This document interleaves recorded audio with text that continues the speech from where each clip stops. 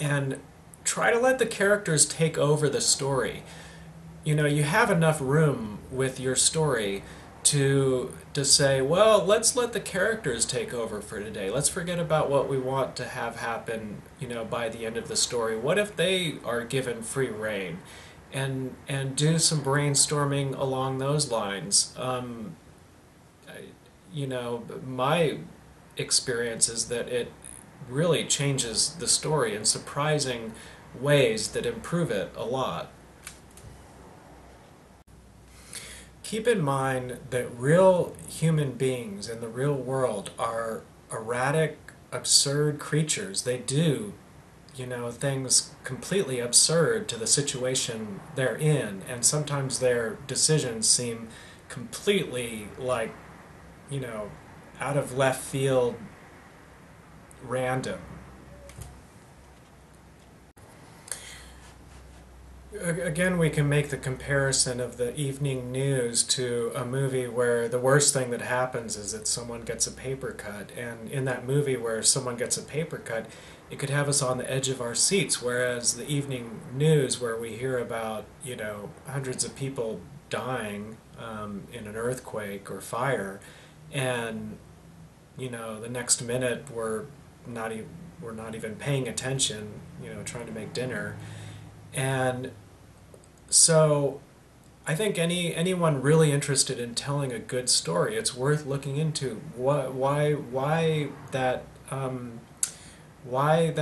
that the difference there, where you can have, you know, a film where many people are killed and it's a boring film, and then you could have a film where only one person is killed and we're just full of suspense. And I think what it is that in a story, even when the camera physically is showing a close-up of an individual, where is the focus? I mean, if you have a plot that's written where it's only showing the worldly circumstances driving the plot, it's sort of like, not literally, but the camera view of the individuals in the story is that they're just like ants from very far away. But if you zoom in, not literally, but in terms of plot line, to, you know, zoom in and leave the greater world to the world of an individual, and show the plot in terms of the individual's will and outlook and actions and decisions as being the focus of driving the plot can get to the same conclusion as the view of people as ants from far away. But what you're doing is you're including a character-driven plot. You're adding character, and you're drawing the audience into that world as you zoom in closer on an individual world inside of a you know, a world. I hope my tutorials are useful to you. I post them to get the word out about a story I'm working on at solomation.com. I post free episodes of my illustrated story, so if you have a few minutes, please check it out. Thank you, and I hope your next writing session is a good one. See what happens if you let one of your characters' personalities change the direction of the story.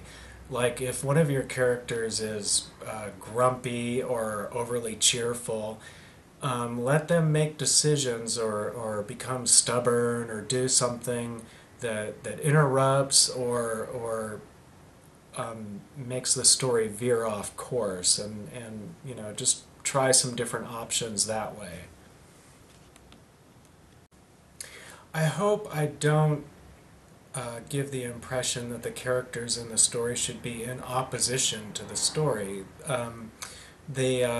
What the characters do and say, their actions, their goals, could be exactly